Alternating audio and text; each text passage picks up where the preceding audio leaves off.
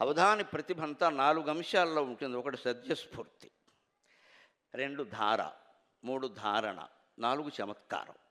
ఆధునిక కాలాన్ని బట్టి ఈ చమత్కారం కూడా ఉంటే తప్ప అది రాణించదు. అది ఆయనకి సద్యస్ఫూర్తి ఎటువంటిదంటే, ఒక అవధానంలో నేను స్వయంగా చూడలేదని కానీ విని నా ఇంట్లోంచి నేను ఆయన అవధానం చేస్తున్న దిక్కుకు తిరిగి నమస్కారం చేశాను. ఈ ప్రజ్ఞకి నమస్కారం అయ్యా. జడేజా, కాంబ్లే, కుంబ్లే వీళ్ళంతా ఏ రంగంలో ప్రసిద్ధులో తెలుసు.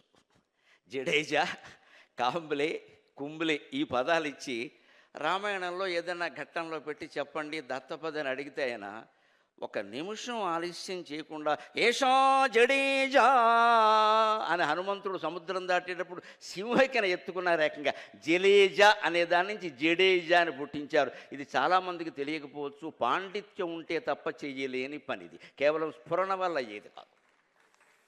ఏదో తోచిన పద్యం చెప్పడం కాదు ఇక్కడ. తేటగీతో ఆటవేలతో వాగేసి చప్పట్లు కొట్టించడం కాదు ఇక్కడ. జడేజా అనే క్రీడాకారుడు పేరు రావాలంటే రామాయణంలో ఎలా సాధ్యం?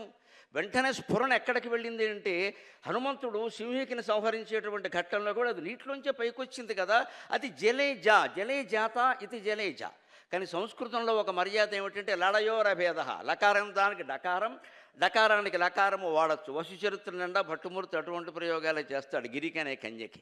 అది గ్రహించుకుని ఆ పండితుడు ఏషా జడేజా అని అందగానే అక్కడ పక్కనున్న రామబ్రహ్మం గారు సహా మొత్తం భవనం అంతా చప్పట్లతో దద్దరిల్లిపోయింది నా స్ఫూర్తికి. అందుకే స్ఫురణానామ పుమాన్ రూప నీల నీరద సన్నిభ సా అర్జునస్య రథకూబరే స్థిత అంటాడు వ్యాసభగవానుడు భారతంలో. కర్ణుడు బాణాలు వేస్తూ ఉంటే కర్ణుడికి బాణం పట్టుకున్నాడు కానీ మంత్రం స్ఫురించట్లేదట. నాకు మంత్రం స్ఫురించట్లేదని కర్ణుడు శల్యుడితో అంటే శల్యుడు అంటాడు, నీకెందుకు స్ఫురిస్తుందయ్యా మంత్రం? స్ఫురణానామ పుమాన్ రూప. స్ఫురణ అంటే మగవాడయ్యా. సా నీల నీరద సన్నిభ, వాడు నీలమేఘం రంగులో ఉంటాడయ్యా. ఆ పెద్ద మనిషి వెళ్ళి అర్జునుడి రథంలో కూర్చుని నీకు నాకు ఎందుకు స్ఫురిస్తుందయ్యా? బొబ్బట్లు స్ఫురిస్తాయి కానీ అన్నట్ట. భగవత్ సహాయం లేకుండా, భగవద్దత్తమైనటువంటి అనుగ్రహం, భగవద్ అనుగ్రహం లేకుండా అవధానం కూడా చేయడం సాధ్యం కాదండి. అది స్ఫురణ అనేది భగవంతుడు యొక్క దయ. ఆయన స్ఫురింపజేయవలసిందే, మనమేం చేయలేదు. ఆ సరస్వతీమాత కటాక్షించవలసిందే, లేకపోతే వేదిక మీద వెర్రిమోహం అయ్యాలి. అంతకంటే ఆయనకు వచ్చిన స్ఫురణ ఏంటంటే ఏషా జడేజా అనగానే అయిపోయింది పద్యం, ఇంకంతే. ఇక మిగిలింది కాంబ్లే కుంబ్లే అనేది ఎలా పూర్తి చేస్తారా అని పండితులు కూడా ఆలోచిస్తే ఎప్పుడూ భిన్నమైన మార్గం అని ఇందాక చెప్పానే. కాముకి ఎడదబెడదామా, బ్లే అందులోకి లాగితే బ్లేడు కత్తిరా వస్తాయి. అంతకంటే అసహ్యంగా తయారవుతుంది పద్యం. ఆయన అలా చేయలా. అది చచ్చింది. ఒక గుద్దాడు. గుద్దితే ఆ సింహిక కింద పడితే విశ్వనాథ సత్యనారాయణ గారే వర్ణించాడు కల్పవృక్షంలో. అది చచ్చి సముద్రంలో పడితే దాన్ని పడవగా చేసుకుని 500 మంది దాటచ్చట, అంత పెద్ద శరీరం దాన్ని.